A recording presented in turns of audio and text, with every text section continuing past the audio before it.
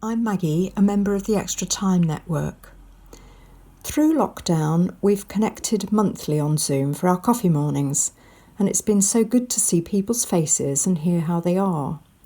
We've shared concerns and prayer needs, and I've learned how others coped with issues, difficulties and challenges that they've faced, particularly thinking of bereavement and ill health.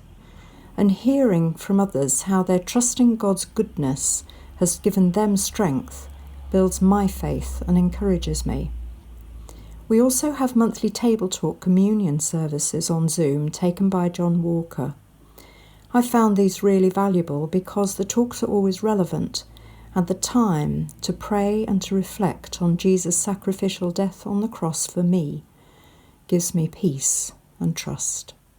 Hi, I'm Josh.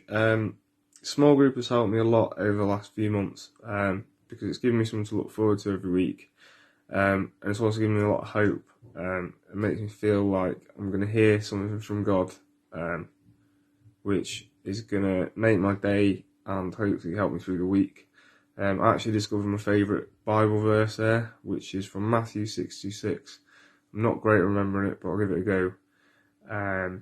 Look at the birds, they do not plant or harvest because they know the Lord Almighty will provide for them.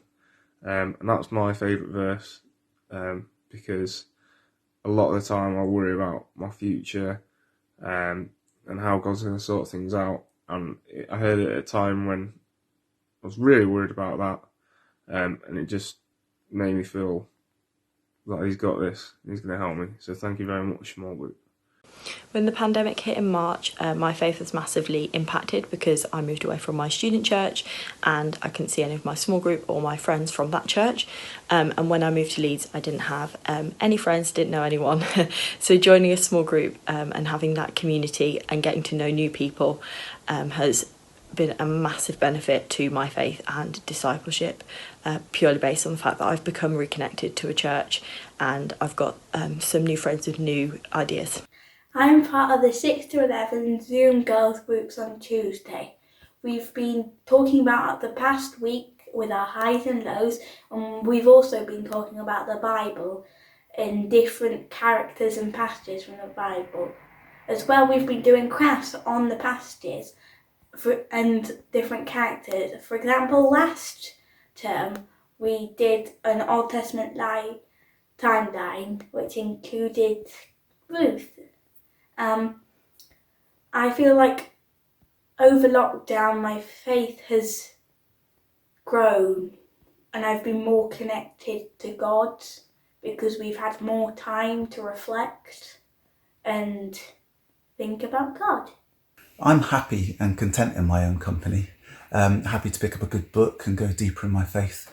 But we're a church family and we're meant to journey with others, not just go it alone. So I keep this in mind every Tuesday evening when I meet with my small group. At the end of a full day of teaching, which at the moment is 7 hours of online screen time, the last thing I really want to do is go onto another Zoom call. But I find that joining my small group in this way helps me to take my mind away from my own personal concerns and worries and think beyond myself. It challenges me to go beyond me and look at the world and pray for others. And I've been blessed as well by being prayed for by my small group, pray for my family, and I've seen those prayers being answered as well in tricky situations. I've also been made to think beyond what I would normally pray about and been reminded of God's promises, and particularly in our last Zoom call, reminded of Jeremiah's scripture with God's promise to us. I'll read it to you. Jeremiah 29 verse 11.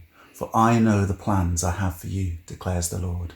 Plans to prosper you and not to harm you. Plans to give you hope and a future.